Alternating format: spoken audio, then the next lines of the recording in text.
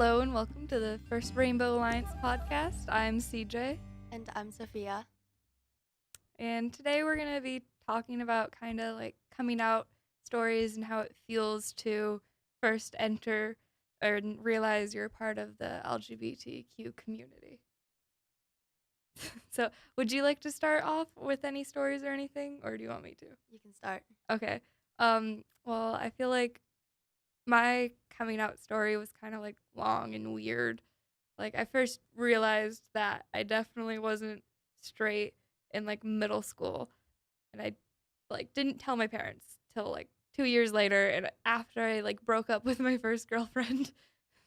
And I like accidentally told my mom because I was angry that I found out that my girlfriend had cheated on me like while we were together, and I accidentally blurted it out and she was like so like wait, you two were dating, and she was kind of angry because I didn't tell her that we were dating. And then she kind of told me like we're not going to tell your dad about this, which kind of made me feel like sad, but I don't think she meant it like that. I think she meant it more of like my dad would be upset finding out that I had like been able to go sleep over at this girl's house that I had been dating at the same time. But then like fast forward towards the summer and I realized, oh, well, I'm not a girl. So like I was scrolling through Pinterest and I like saw this post, Pinterest of all places. I saw a post of like different genders and stuff, and it was about being gender queer, and I was like, "Oh, that explains everything." And I like was trying not to cry because I wasn't at my house. I was at this person's house that I was babysitting her kids for, and it was like really weird to just see a random post on Pinterest and realize it. Yeah, and I think social media does play a big part in helping people realize their identities. Like when I was in probably like my freshman year of high school, I was internet friends with this girl, and she made a joke, and I didn't realize it was a joke. And she said, "Oh, I just took the gay test and I totally aced it," and that's a reference to being asexual. And I asked her, "Oh, like that's like a test? Like is it online? Like can I take that test?" And she was like, that was a joke, but if you need to take a gay test, you're probably gay to an extent. It's true. It's either like you're gay but you don't really realize it and you want to like confirmation that you're not, or like you're like, "Oh, I'm so straight. I just want to see how it is." I remember I took one and I already told you about this. I took one and I didn't realize it was meant to be like a gay test for a gay man. I thought it was for a gay woman, and I took it and I failed it because I noticed all like the hidden women in the background instead of all of like the normal pictures.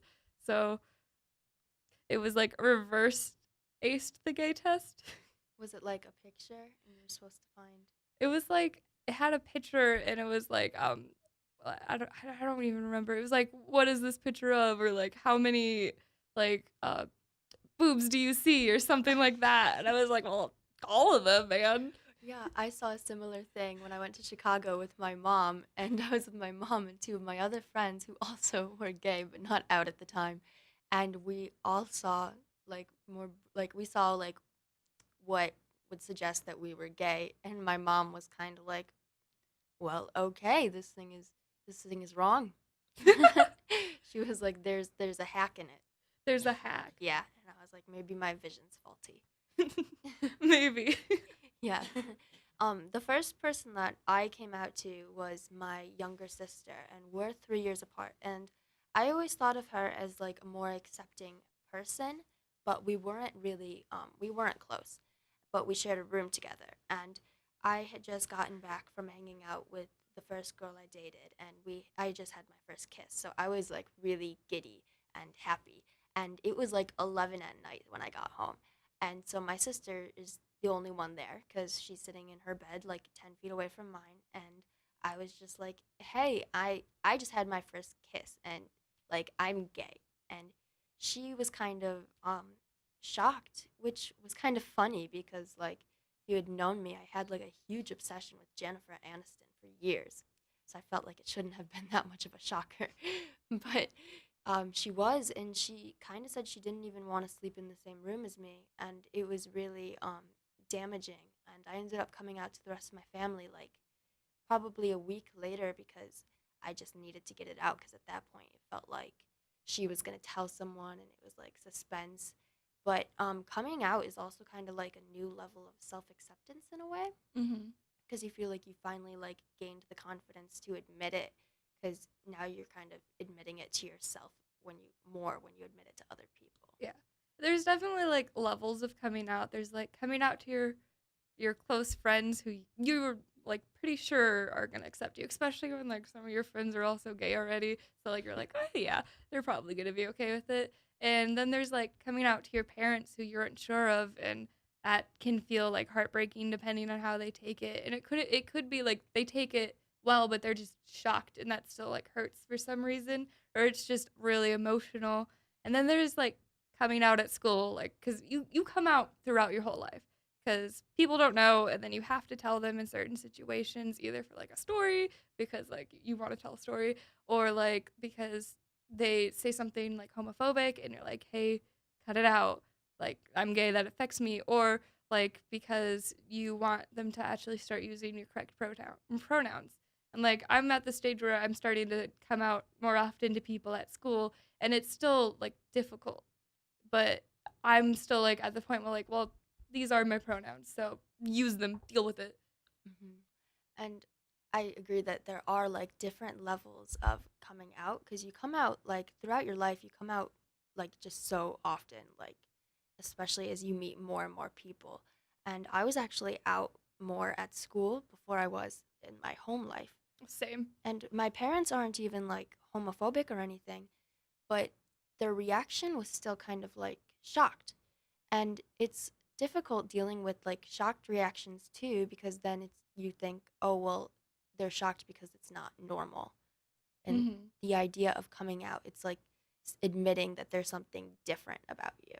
Yeah, I like I didn't want to come out for like a big part because of that, and I know that my family is quite religious. Like my parents aren't as much as my extended family, who which still have no idea, and like I was nervous because like what if they thought like, oh, well, my daughter's going to go to hell. What am I going to do? And like we're worried about it.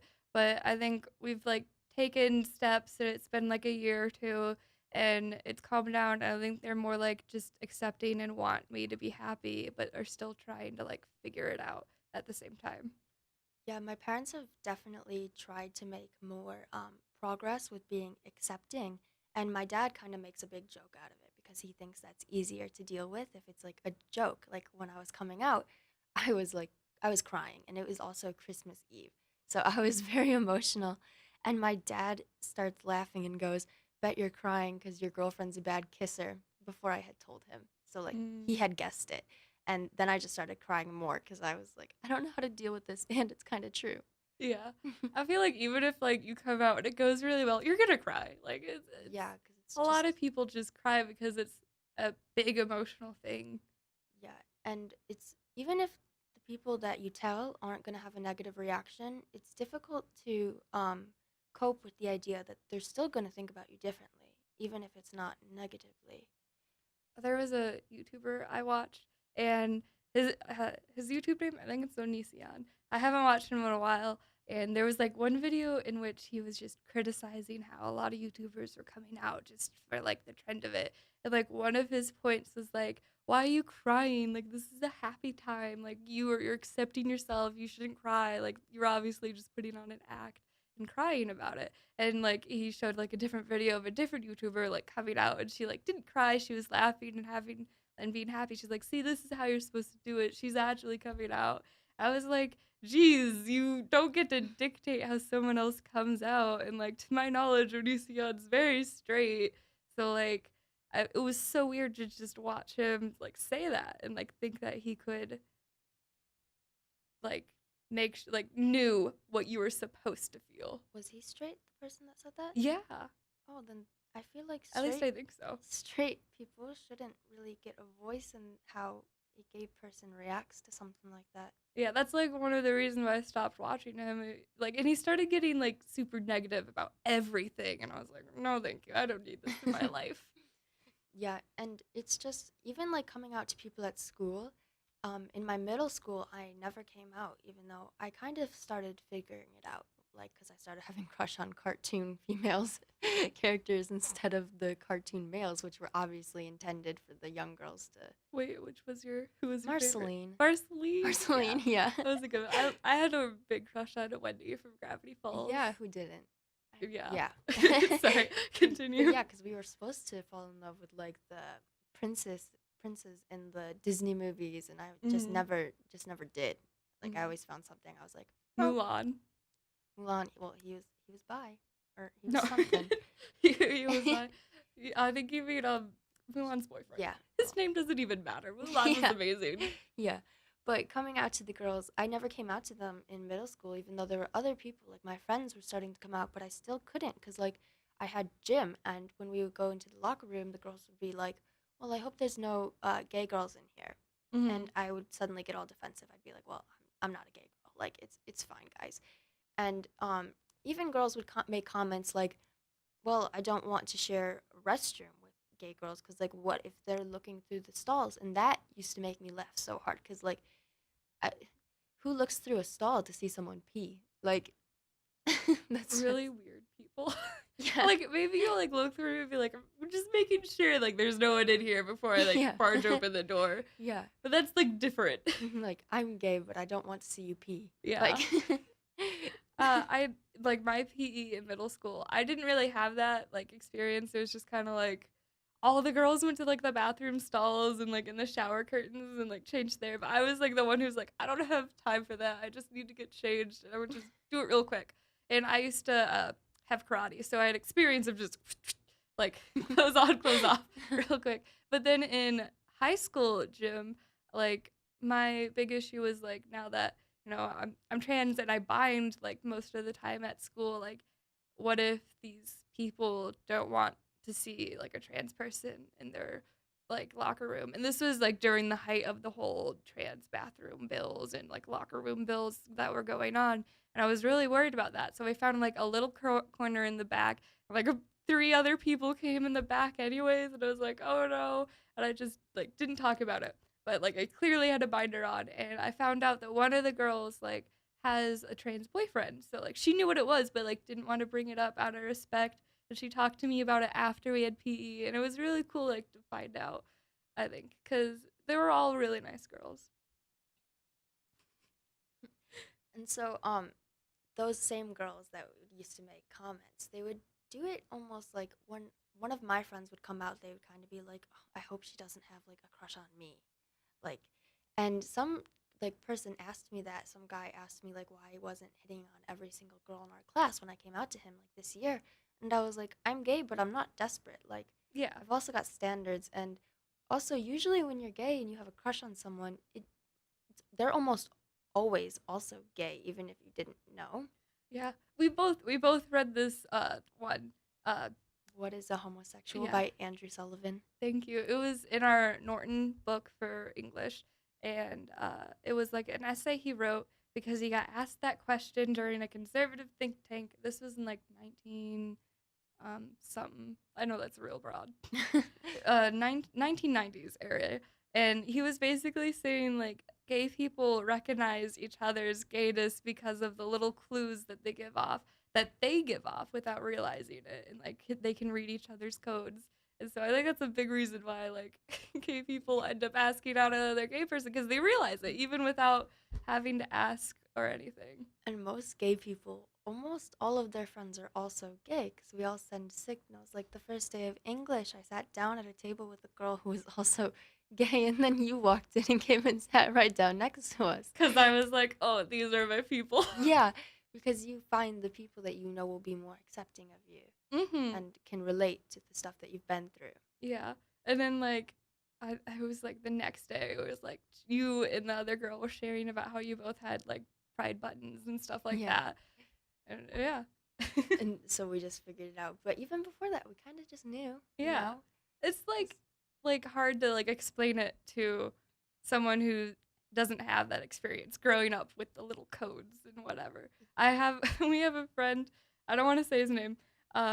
He doesn't realize it a lot, and he asks out like girls who end up being gay, and he doesn't realize it. and then gets really sad. And I think it's always hilarious because like I'll just like look at the girl and be like, yep, She's another one, like another gay one. like I can see that. Like, and then there was one girl that I had flirted with before that he had asked out, and I was like, Christian, nope, I'm not gonna say anything. I'm sorry. I was like, no. It's okay. He's not gonna watch this. That's true. But I thought that was funny. But like, there's another thing. Like, what if you ask someone out who you don't know for sure? Because like you can know for sure, but sometimes you're like, I don't know, maybe. Yeah. And you'll ask them out, and it can be like, oh, are they gonna hate me for life now? What's gonna happen? And I know there's like another layer with being trans as I am. It's like, are they gonna accept that part as well? Because you might know that like, oh, they're gay in some way, but what if they don't accept like trans or non-binary and all that as well as part of like the package of being me? Yeah, and most people when you come out to them, I think is it different coming out as trans than it would be like coming out as a lesbian or bi? Yeah, because sometimes there's some argument like, oh, well, that doesn't really exist. Or are you really? Because you look kind of like feminine or something like that. And especially with like, I'm not just like a trans guy, I'm non binary, which adds a whole nother like layer of people like, well, that doesn't really exist. So screw you almost. Again, another time, like cis hetero people really don't get to say stuff like that because Yeah. they've never experienced it. Yeah. And like sometimes people even in the LGBT community will be like, that doesn't exist. And like the same goes for like asexual people and stuff like that. It became like a hot debate when they first started to come up, and they started to come up a lot thanks to social media because they found each other. Yeah. And like it became a hot debate whether to include them or not. And even now there's some debate whether like, oh, I see posts that like it's gay people who are like, trans people, the T shouldn't be included in the LGBT. And then other people are like, are you kidding me? Like, why are you even bothering? Like, we Because need to be together. It's gender and sexuality, right? Yeah. And it's not age. I'd like to clarify that because some people seem to think pedophiles belong in there, and no, thank you. Agreed. No, it's gender identity and sexuality identities, but not age. That does not play a component in this. No, it does not. And I tried telling someone this because someone was trying to help me prove a point because I was arguing with someone in my class about if conversion therapy is moral or immoral, and most people would, even people that aren't gay, would agree that it's immoral. It's an immoral practice. But and someone tried helping me with my argument by saying, oh, like, yeah, you can't control what you're attracted to. Like, pedophiles, like, they can't control it. And then they went on about pedophiles for about 10 minutes. And the person was kind of a person in authority, so I couldn't say, hey, be quiet. I just kind of stared at the person like, oh, please stop. No, it's not the same at all. And like, I once got into like a stupid social media debate about it. I don't even remember what the original one was, but it was like the person was like, "Oh, so what do you think about pedophiles though?" And I was like, "Well, they can't, like, children can't consent, so that's not allowed." And they're like, "What about like animals and like bestiality?" Which is like always the next step for some people when they're like, "If we let gay people be people, then what about bestiality?" And I'm like, "Well, animals can't consent, but two people that are adults or like they can consent. Like they can consent to like being in love, but animals can't." And then the person was like, talk. "What about like chimpanzees who can sign or like dolphins?" And I was like, "There's still like a power level of humans above these animals. Like, no, they can't consent no matter what kind of convoluted plan you're trying to make." If you bring up furryism, your argument is just invalid. No more. I get furries are picked on a lot. For a reason. Yeah, but like if you want to be a furry, you do you, but like you don't have to come out as a furry. You don't have to live your whole life as a furry and walk around in your fursuit and stuff like that. It's not the same, and it's not like a it's not like a It's sexuality. not. It's not a part of the community for like that kind of reason. Mhm. This got off to a weird like Yeah. went to a weird place, but it's true. Like I think it's tricky to kind of be like, okay, where is the line? Because some people want to like draw the line way too far, like, and some people want to draw the line like way too soon. Like again, social media. I got into Tumblr recently. This is the reason why like I found all this out because I thought like, oh, Tumblr is generally accepting of all this stuff. I'm gonna try it out because I was just feeling all down. And then I found just this like group or movement of people of like trans people and some of them non-trans saying like you can't be trans unless you have gender dysphoria because trans is a mental illness that you need to be diagnosed with gender dysphoria to be. And if you don't have dysphoria, you're just lying about it. And I was like, why do you get to dictate how a trans person feels or how a person feels in general?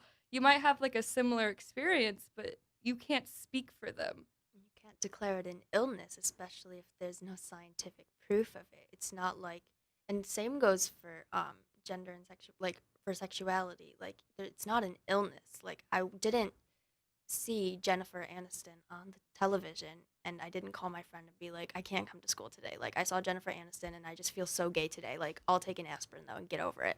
It's not an illness. Oh, there was a country like that's what happened. I can't remember. I think it was Sweden. It was or Sweden Really? or the Netherlands. Like it was declared as like a illness, and then a bunch of people just started calling into work and being like, "I can't come in. I'm too gay." To the point where they're like, "Okay, I guess we have to change this because we can't do this anymore." Mhm. And that was a good little protest, I thought. Yeah. But yeah, you can't like dictate how someone Yeah. feels. The DSM, I don't remember when, but it was fairly recent, like Mm-hmm. 20th century. The DSM declared homosexuality not a disorder. Mm-hmm. And I think there's a big difference between trans and having gender dysphoria because you're trans. Because gender dysphoria is a part of body dysphoria, which is mental illness, but you can help treat the gender dysphoria by like transitioning and everything, but that doesn't make being trans your disorder. Exactly. And people I feel like who try to come up to this conversation without knowing that just need to like open their ears and learn. Open their ears. Yeah. So because coming out as trans must be a lot harder because I feel as if sexuality progressed more Hmm. than gender identity. Hmm. I think it's been like a slow train of progress. Yeah. Like it went like uh, gay men, gay woman, bisexual men, and then trans people, and then like after that, like the queue of like everything else exploded, Yeah. and I think in part that's because of like how social media just like kind of exploded Yeah. recently, and like recently relative to time in the U.S. and it's just a slow train of like everyone trying to catch up and actually be accepted and stuff like that, and I think it's getting better. It's definitely getting better, but there's still like a lot to go. But also I think it's a bit different still because I think the amount of people who identify as something other than straight is greater than the amount of people that identify as something other than cis. Yeah.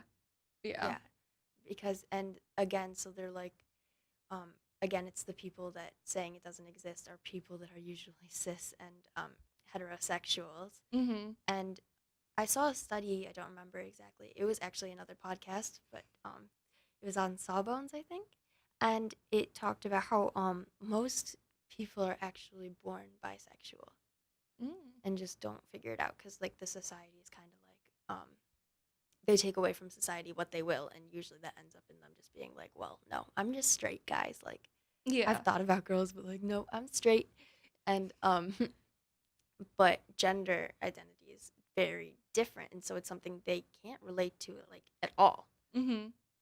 and what people can't relate to, they kind of push away as abnormal. Yeah, that's like definitely it. Cuz you can't explain what it feels like. It's Yeah, something you have to experience. exactly. And coming out is like you don't always do it right when you figure it out because figuring it out is not it's not something that happens in a day, but it also doesn't progress. It's a journey. It's a journey It's with lots of different paths. I read an article by this woman. I don't remember her name. I probably should.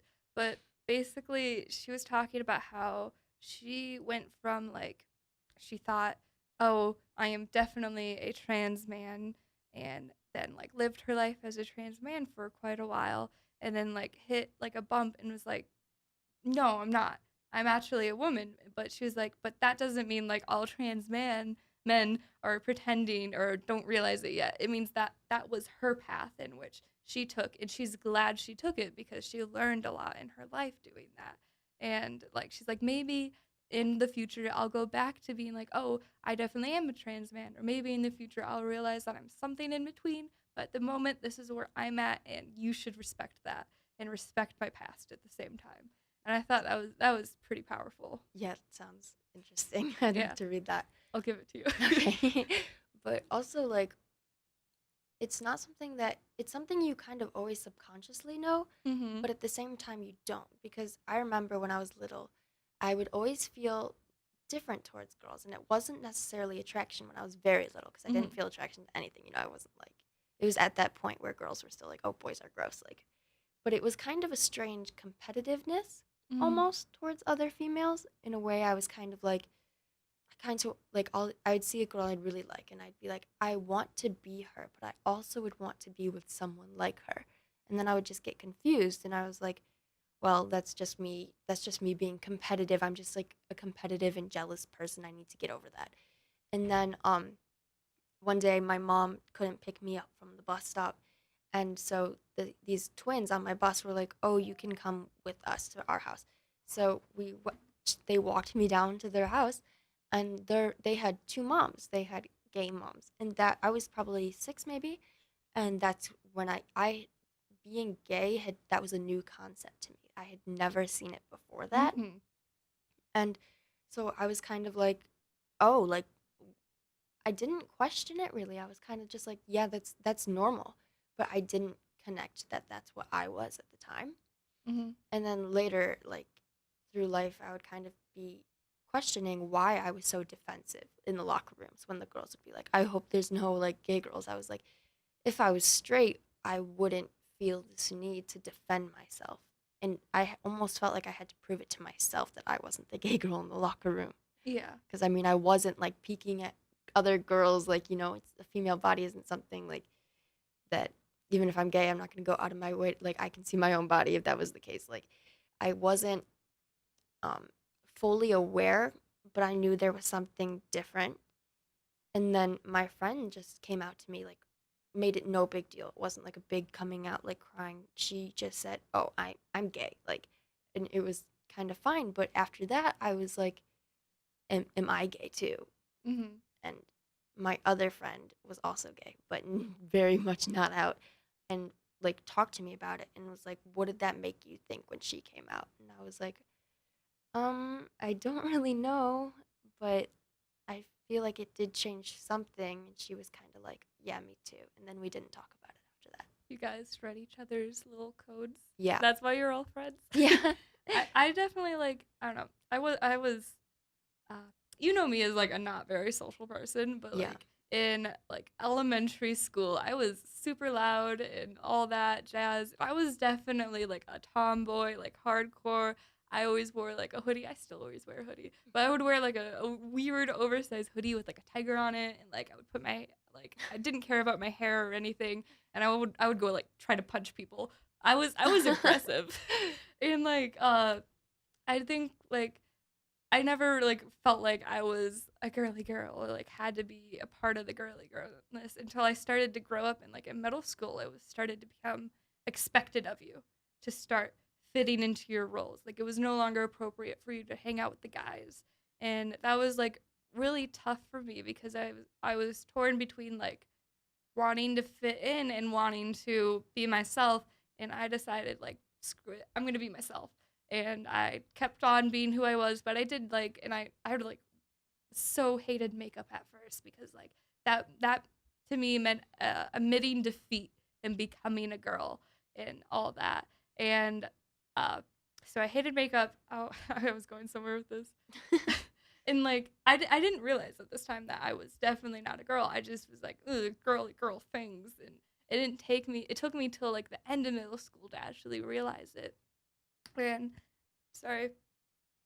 And like I think it was once I realized it, like what I actually was, is when I was like okay to embrace my more feminine side at the same time. And I started doing makeup, and I started doing like special effects makeup too, which kind of made it cooler in my mind and stuff like that. But you don't realize it all the time, and sometimes it's like a struggle to like admit it to yourself almost. Yeah, it definitely is. I think another form of admitting it to yourself is, I think there was one point when all the LGBT kids really got into Steven Universe. And I think that's because in Steven Universe, that's kind of the only cartoon where it's like they have gay characters and there's never like a coming out episode. It's just they're always there and they're always like accepted, and it's in a kids show, so you're like it's appropriate, and Hmm. it's just there, and they never have to come out, and it's never seen as abnormal. And so I'm gonna refute you on that. It is seen as abnormal from the homeworld hierarchy, but yeah. from the show's like original perspective, like as Steven and Yes. as the kid, it's seen as like, oh, this is perfectly fine. Yeah. So yeah. Yeah. And so I think that's why we all started watching it, Yeah. because it was something we could all relate to almost. I didn't watch it until like a bunch of my friends were like, "Oh, there's this one episode," and I like after watching it, I'm like, they're talking about the episode where like not Garnet, Ruby and Yeah, yeah, Sapphire that's like the are episode I revealed. watched first. Spoiler alert for anyone. But yeah, it is like kind of like a big thing, and I remember crying on the later episode where it's Garnet explaining the story of like how she became Garnet. And for like anyone who doesn't know Steven Universe, uh, Garnet's the character who uh, is the two gay girls that are together. They're like a weird alien race, but it's all cool. You should watch it; it's really good. But she was explaining how Ruby and Sapphire came to be and came together as Garnet, and like they had to run away from their home world to avoid being killed. And I was like trying not to cry because like that's it, you kind of feel that when you like first come out and first start accepting it, like am I going to have to run away? And am I going to have to like change everything about myself and change how and where like what I look like and what I do and stuff like that.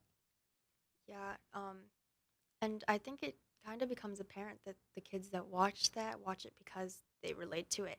But Mhm. other people won't really catch on. Like, I was going into high school when I started watching it, and it's like a kids' show. Mhm. And so I would start drawing all the characters, and I'd make my mom watch it with me. And she never got it. And and I was trying to watch it on my iPad when I went to visit my cousins who don't live in the same state. And my cousins are a bit younger, but their family's very strict and conservative, almost like the oldest is probably 14 and he still watches Curious George. It's Mm. that like they're that sheltered. Mm. And so I was trying to watch it when they figured out that the characters were not like straight. My aunt was like, "Well, no, no, we're not watching this anymore." Oh. And I remember that episode was on at my grandma's, who's kind of very religious, and like she wasn't really watching it, but like I was watching my cousin watch it. It was kind of the same thing. But then like I later found out like, oh, my cousin's not straight. So she was like, "Did that just happen?" And I was like, "Yes, it did." And we like celebrated about it, but like we're trying to keep it on the down low because we're at my grandma's. yeah, I always thought I have this one cousin, and she was always very masculine when we were growing up, and she showed almost no signs of being attracted to males. So I always assumed she would be gay, and now that we're kind of older, she almost is homophobic to an extent. It's like internalized homophobia. I still believe she's gay just because like I've always assumed she is. Like it's just always been like a thing, and not just because she's masculine, because there can be heterosexual masculine females, but she just also gave off those vibes that I picked up on. And it just kind of shocks me. Like, we went out to dinner last year, and she was like, "Guys, this is my coming out party."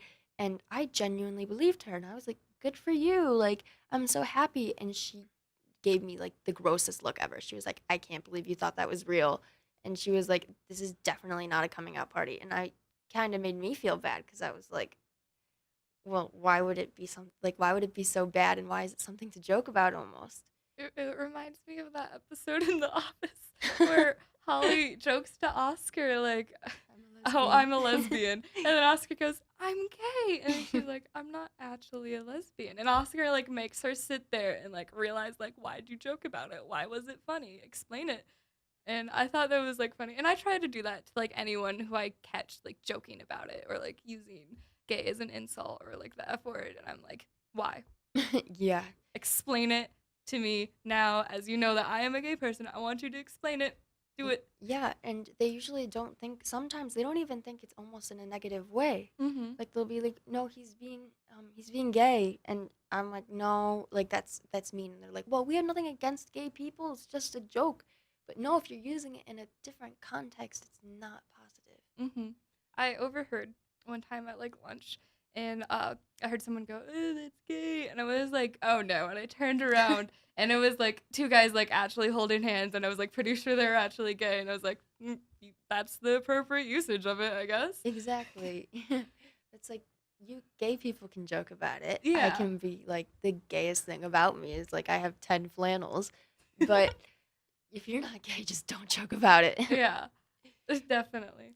When was the first time like you realized that being gay was a thing? You didn't you say it you were it was I was at the twins' house that picked yeah. me up after the bus stop, and they made me popcorn. And I don't like popcorn, but I was like, I used to be really shy. Now we've kind of swapped, I guess you could Yeah. say. Yeah, and so I hate popcorn. Actually, let's not sugarcoat this. I like And popcorn though. oh, okay, well, agree to disagree on popcorn. So they made me popcorn, and I was kind of just sitting there trying to eat it, like looking like, "Oh my god, I love this! Like this is so great!" Like, and like the moms walked in and they kissed each other, and I was like, "Oh, like they're together." But I was like kind of confused. I was like, "So those are your moms?" And they were like, "Yeah, those are our moms." And I was like, "Well, where's your dad?" And they were like, "We don't have one." And I was like, "Are they in love?" And they were like, "Yes." And I was like, "Okay, okay." I think the first time I realized like gay was a thing was The Office. Like Are you serious? yeah, it was the episode where like Jan came in to Michael and was like you we have a complaint like that you called Oscar. Oscar like I don't want to say it. I don't like saying it. Mhm. But and he was like, "Yeah, because he's acting like it." And then Jan was like, "No, he's like actually gay." And he's like, "Well, that's going too far." And Alex, she was like, that was Toby. "That was Toby. It was Toby. Get your facts right. I'm sorry." Jan comes in later, Yeah. and she's like, he's a literal homosexual." And I would like turn to my dad, and I was like, "What does that mean?"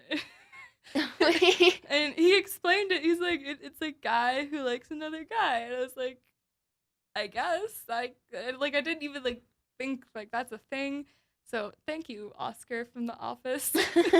And It does get better. yeah. I'm rewatching The Office. I like how they handled the whole situation of Oscar being gay. Like there is definitely like some inappropriate remarks, but like that's kind of Michael's character. Yeah. So it's not out of the ordinary, and they address it. And then Oscar will address it to like the cameras by himself too. Mhm. And it kind of like shows like how you should address it too. Yeah, and even in that one episode when it was used in almost a negative way, it was still made almost normal in that, because when Michael was picking on all the individual characters, he started picking on, like, he was like picking on things they had almost no control over, which is why it was funny. He was like, Mhm. "Angela, where's Angela? Oh, sorry, I didn't see you over that grain of rice." And then he's like, "Oscar, you're gay." And I just like at first I was like, ooh, like I laughed, but I was like, at the same time, and then I was like, but he's also kind of admitting in a way it was something he had no control over, Yeah. because he was making fun of them all for like their obesity or their tininess or Hmm. And then what was the other one? That what was the one that like made Stanley start laughing? Was it the Oscar it you're was no, gay? it was Stanley's. He was like Oh, Stanley. I can't. Should I say? I don't think I should repeat that. yeah. Watch The Office. Yeah. I'm pretty sure it's season. Stress relief. It's season 5. Stress relief part 2 I to be was more gonna guess accurate. season 6. No, Dang. season 5. The Get your Office is facts so good. straight. I'm sorry. The only thing straight about this. Gotta have facts. But yeah. Uh, but I don't know where this is going. Uh, but TV shows are like a good indicator of like how accepting society has become. I did a paper about like uh, why LGBTQ activism is still needed, and in part of it, I was like because there isn't enough representation. Yes, there is some, but like there's not enough. And I use like a metaphor of like giving a starving man a piece of rice and explaining and expecting him to be happy with just the piece of rice is like what is happening to a lot of the LGBT community. It's kind of ridiculous. Like, yeah, we're thankful for this piece of rice. We love this piece of rice, but like, can I we want to have a marry this whole piece of whole rice. bowl of rice? Would be what we would really like. Like everyone else, not everyone else. Unless you don't like rice. I Oh don't like yeah, rice. I don't like rice either. But it's a metaphor. But like, straight people, they get a whole bowl. Like they get 5,000 bowls. They get all the bowls they want. Can we just get a single bowl of rice? And like, it started to happen. Like with shows like Steven Universe and uh, what was the recent one? It's on Netflix. Orange is the New Black. No, not Orange is the New Black. I think it's One Day at a Time, and Never in heard it of like it happens in season 2, so there's like kind of a lot of build up to it, and the daughter realizes like she loves her friend, and she has a crush on her friend, and like the brother overhears it and like gasps, and is like, oh my goodness, you do, and then she's like, but you're not gonna tell anyone that like I'm gay or anything. He's like, I don't care about that. You love someone? How that. I thought you were so cold hearted you weren't capable of it. Like so Oh. that's what he cared about. Because he was like a little brother, so it like made sense. But like shows like that like are making it normal. Media representation. Yeah, but it's so uneven at the same time. Yeah, and there's still kids. You wouldn't think it. Like when I think of my school, I'm like, no, there's probably not like homophobic people. Like they might joke about being gay, but there's probably not homophobes. And then in my government class the other day, I was talking about conversion therapy, which is therapy. It's an attempt to make someone not gay. It's like Try to like de-gay cure them. them. Yeah, trying to cure them, even though it's not an illness. DSM declared it. um, and the arguments I was faced with were gay people already have marriage. What else do you guys need? That is my opening line of my paper. You use that? Yeah, I was like, the main argument is like gay people already have marriage. What else do you need? Like equal rights, like fully protected equal rights. And recently, there was a big step forward of the Second Circuit Court of Appeals.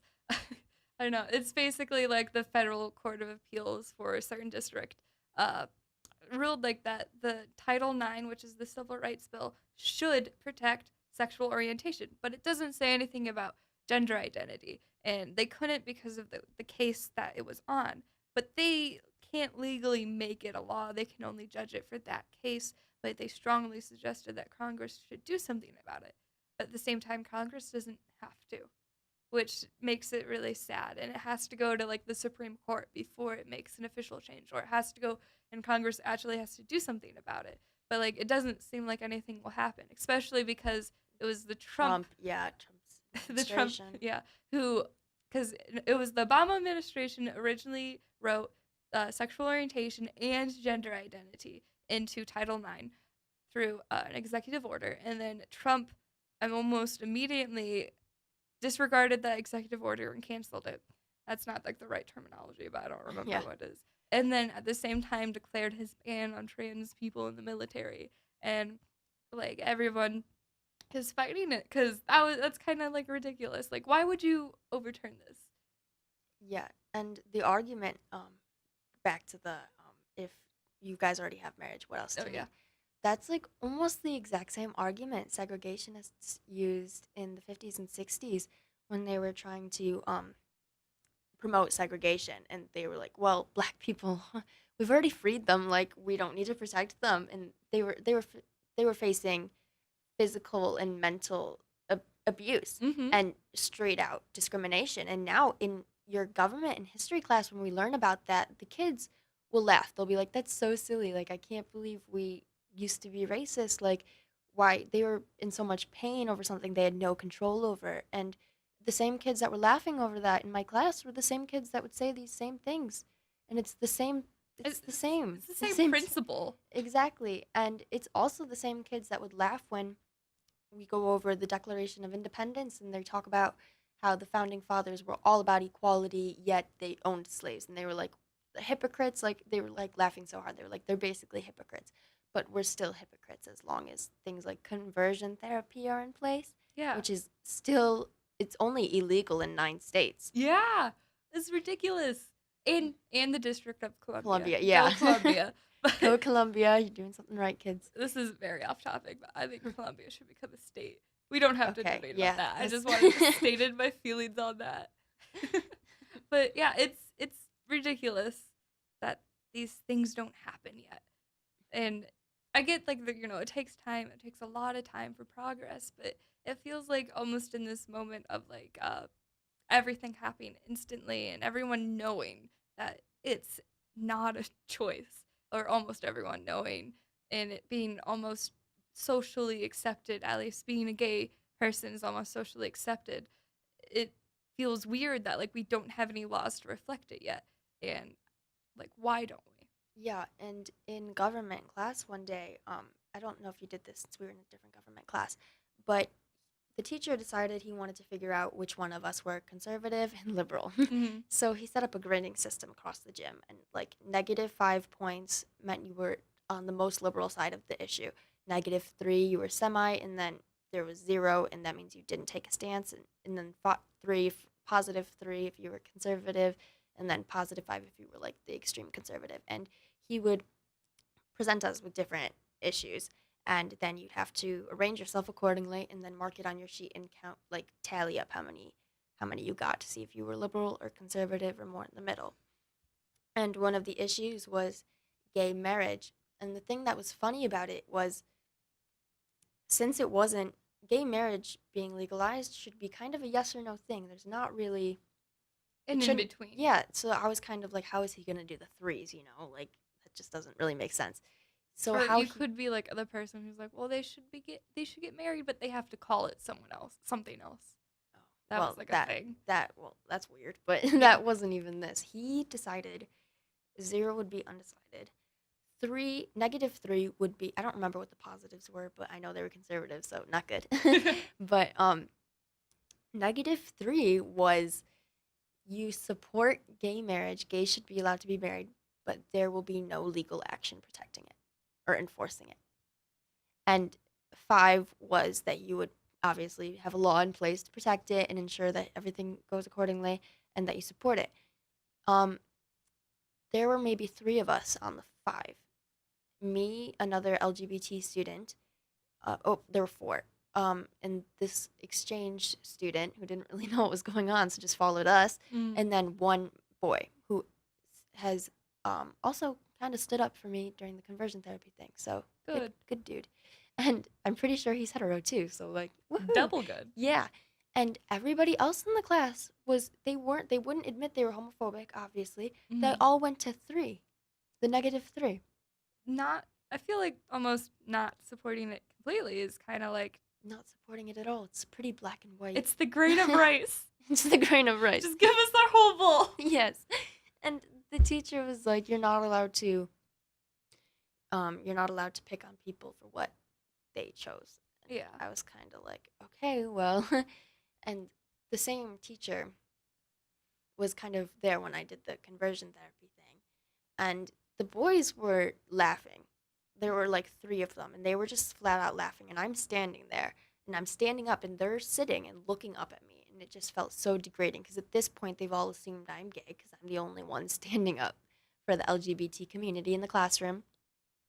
and they're laughing, and I'm a pretty confident person, but at that point I just felt weak, like I felt Mhm. defeated almost. And I looked down at them and I said, please do not laugh, this is a serious issue. And my teacher told me I couldn't have said that because that was a personal attack, even though they were laughing at, which felt more like a personal attack than me asking them to be quiet in a polite way Yeah. and respect that I'm up here basically outing myself to everyone and also supporting social reform, which almost never comes about easily. Yeah. And yeah. And I feel like there are a lot of people who are like, don't take politics personally, but when it affects how you're viewed by the government as an equal person, you have to take it personally Exactly. because they're taking it as you're less than Hmm. almost. And if I'm less than and you agree that I'm less than, well, I'm going to take it personally. Yeah, and that's just, it's ruining. Yeah. That would be like the government being like, well, people with brown hair shouldn't marry other people with brown hair. And like the people with brown hair are like, why? And they're like, because it's not right. And the people with brown hair are going to feel offended by it. Hmm. And it's just, it's sad that stuff like that still happens, Mm-hmm. even though, and taking, even people that try to educate, there are people that would have voted like against my bill to criminalize the subjection of conversion therapy for minors, but there's a difference between being against it and not knowing. Mm-hmm. And if you don't know, then you educate yourself at that point. Mm-hmm. But the people that are flat out just know, like they won't listen. It's kind of, it's hard to deal with people like that because social reform shouldn't be laughed at all because it's important. Yeah. I also don't like it when people like expect you to educate them on literally everything possible. Like I've had to deal with a few people like that who find out like, "Oh, you're the president of Rainbow Alliance and you're queer. Like tell me literally everything about being in the LGBT community." And I'm like, "I can't. I can't physically do that. I don't want to understand every part of it because I'm not every single part of it. You have to go out and educate yourself. And it might take a while, and I had to go out and educate myself. Why do you think I'm here? Like Hmm. it can take a while, but you can go do it. Do it." Yeah, and it's always nice to see people making an attempt, you know? Those people Mhm. are easier to come out to. Yes. Like my grandma used to be, she's pretty conservative still, but she used to be just flat out like, oh no, like the gays, like no thank you. But it changes when you're affected by it. And Mhm. like when I came out, I not sure if it would have had the same results. Like if I had just come out to her like regularly, she might have been like, "Oh." But what the year I came out, I had been suffering like with mental illness, and because of this, like I was um just really depressed because I felt like I couldn't come out. Mhm. And it saw, like, I think my grandma saw the pain almost, and it made her change.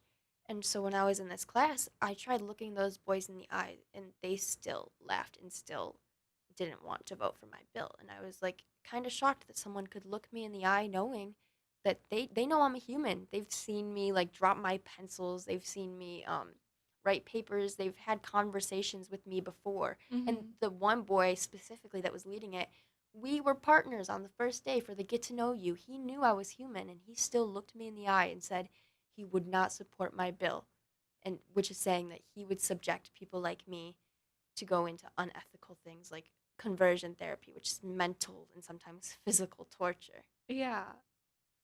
It sucks. That's like all I feel like I could add on to that. It's just it sucks.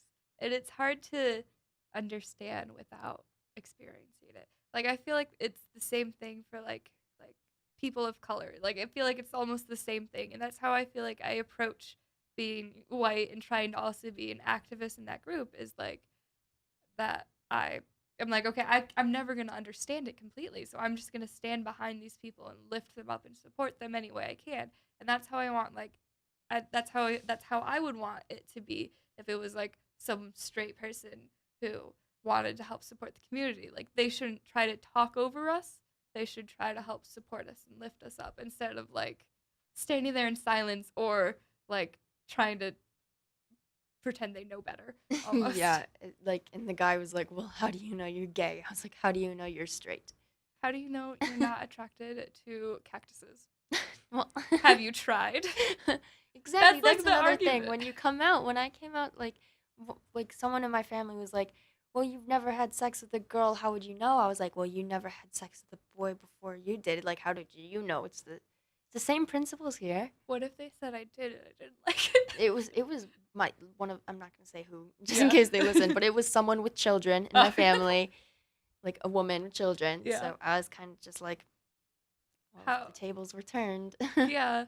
It and I feel like it's very difficult for like straight people to sometimes put themselves into that shoe, and especially difficult for like uh cis people too, Yeah, who don't understand it at all because people who hold up very nicely to society's ideal mhm rating standards mhm it's weird. because they've never felt the need to not conform because they were born conforming. If you're born inside this like little box that society has set up, then you're fine. You know, you're good to go. But if you're not, then it's harder. And there's nothing wrong with being born inside of the box. Like that's fine. But Exactly. But there shouldn't be anything wrong with not. exactly. And people that shame others for it are just, it's just ignorant almost. Looking at Michael Scott. Yeah. But also people that are born outside of the box in different aspects, they are Mhm. also easier to come out to because they can empathize more. Mhm. Like even if they're not like LGBT in a way, but if they're like a person of color, it feels Yeah. almost easier because they understand like that People that there's face difficulty. discrimination. Yeah. And it's not impossible for someone that's never faced discrimination to not be able to empathize with people. Mhm. That's why it's kind of shocking that there's still uh, like homophobia and stuff like Yeah. that. I think like a big reason for homophobia is like people get trapped inside of this bubble of people inside of the box and they all echo around and they're like, well, this is outside of the box and we want to stay inside of the box. So Mm-hmm. this is all bad. And they never actually meet someone who is gay or anything. And so they just perpetuate this idea. And when they do finally meet someone like that, and maybe it's like too late in their life for them to feel like they should change. And it's threatening almost. Yeah. Like somebody's here telling me that my entire life, like everything I've ever thought and learned is just wrong. Mhm. That's not a comforting feeling. Like if like when we had that really bad math teacher, remember that sub Mhm. that got fired? Um, sorry if you're listening to this, buddy, but It you was you were so not you bad. didn't know your algebra. I'm sorry. I had to teach the class for like Yeah, a day and a half. yeah, but when he taught us those things that first like 2 weeks, and then we found out that they weren't right. Yeah. That just was like aggravating. Yeah. So I can see why they would feel hurt and angry that what they had thought their whole lives was wrong, but at the same time that's not an excuse because you're human, so you should be able to empathize because humans feel pain, so you should, regardless of if your life is perfect. Yeah. And agreed. Sorry. But I feel like there's nothing to add on that. Just treat people like people, even if they are a furry. Well, Gonna bring it full circle.